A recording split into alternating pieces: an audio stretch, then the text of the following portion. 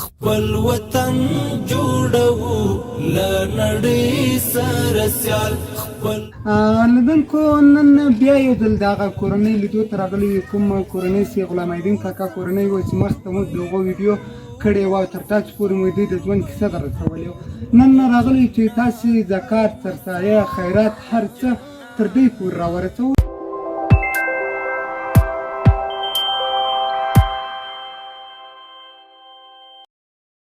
ګرانو لیدونکو لرم ټول به روغ او جوړ یاست لیدونکو نن بیا یو ځل دغه کورنۍ لیدو ته راغلي یو کوم کورنۍ چې غلام الدین کاکا کورنۍ وه چې مخکې موږ د هغو ویډیو کړې وه تر تاسو پورې مو دوی د ژوند کیسه در رسولې وه نن راغلي چې تاسې زکات سرسایه خیرات هر څه تر دوی پورې راورسوو تاسې هغه امانت تر موږ پورې رارسېدلی دی او موږ غواړو چې تاسې امانت د غلام الدین کاکا سره ورسوو نو وربسو ګورو به غلام الدین کاکا کور دی او که بل ځای دی لنړۍ سره سیال خپل وطن جوړو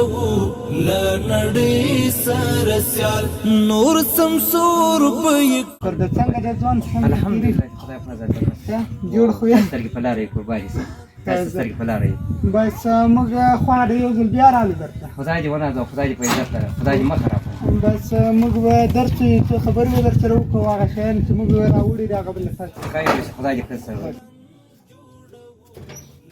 لکه څنګه چې تاسو خبر یاست موږ مخکې د غلام الدین کاکا د ژوند کیسه او د دوی هغه ستونزې تر تاسو پورې درته رسولې دي اوس د تاسو مرستې او هغه ستاسو کوم شیان چې موږ ته رالېږلي وو هغه مرسته مو تر دوی پورې راورسوله موږ دوی ته 15 کلنه خوراکي شیان واخیستل چې په دې 15 کلنو کې هغه شیان ټول شته چې د یو فامیل ضرورت دي ورته اوړه وریځې مالګه او چای هر څه شته وربسو له غلام الدین کاکا سره به خبرې وکړو چې څومره خوښ دي او دوی دغو شیانو ته څومره ضرورت درلود السلام علیکم ورحمت الله وبرکاته زه غلام الدین درته غږېږم چې مخکې تاسو سره ما مصاحبه کړې وه او زه به تاسو انشاءالله لیدلی یم چې دغو شیانو ته چې ما ډېر سخت ضرورت و او چې اوس هم ضرورت ورته لرم کوم شیان چې تاسو رالېږلي له تاسو ډېره یو جهان مننه الله دې تاسو ښه وکړي الله مسافرازه لره الله دې حلال او تاسو ته هم ډېر درکړي دغو سړي ته دې الله تعالی دې حلال او ډېر وکړي خدای دې سفرازه لري چې دې له موږ سره محبت وکړو هغو له تاسو له هغو سره محبت کړی خدای دې له تاسو سره محبت وکړي دغو شیانو ته مو ډېر ضرورت و نور هم له دغو مرستو مو مه هېروئ ذاتي دغه مې زوی د په بل مخکې بیان مې ټول مکمل درته کړی دغه مې زوی د دې ګټې مې دغه زوی د نور بس به کور یې پسې راواخېستم او درام دلته دغو کور ته دا یو کوټه چاره کړې پېژندې زندګي چارې د مخې وړم بېکاره او ژوند مې سره ولاړ ده نور تاسې د خدای دورې خیر پرې کړي او ما ته دلته غلام الدین کاکا دغه شیان چې دغو کسانو مرسته کړې ده له تاسو سره هغو ته ستا په یم څه ډول هغو نه خوشحاله یې چې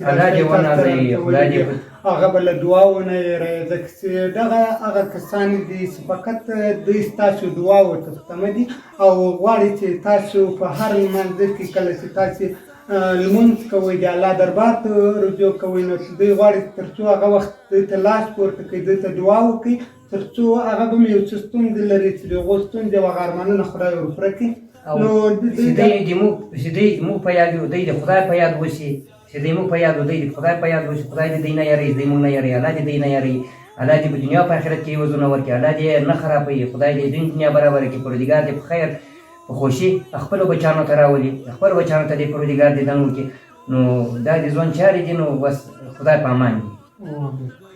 خوشحاله خو یې ولې نه یې خوشحاله نه خو الله ولې به درته سړی به نه یې خوشحاله به نو ولې نه یې ولې به نو یې دا اوس ما ته وایي چې تللی یم سره نه تللی یم چای مې نه ده خوړلی بس یو دروازه کې تر اوسه پورې ولاړ یم اوس همدغه یې راغلم بس صحیح ده انشاءالله موږ به دې په نورو مرستو کوم را سره ونیسو دغه شیان ته انشاءالله تر هغو چې تا دغه شیان بس دي موږ به بیا راځو بیا به راځو تاسو سره به مرسته کوو تاسو لاسنیوی به کوو بس ته هغو کسانو ته دعا کوو د هغه کسانو خیرات سرسایه زکات هر څه چې ته قبلوې هغه دې موږ تر تاسو پورې راورسول بس خلاص ته د هغو ته دعا وکړې او هغه خپل خدای دې په دنیا او په آخرت کې عوضونه ورکړي عوضونه دې الله تعالی په دنیا او په آخرت کې تا ته هم درکړي او هغو ته دې هم ورکړي امین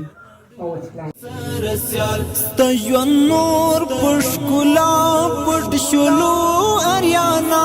ستا ژوند نور په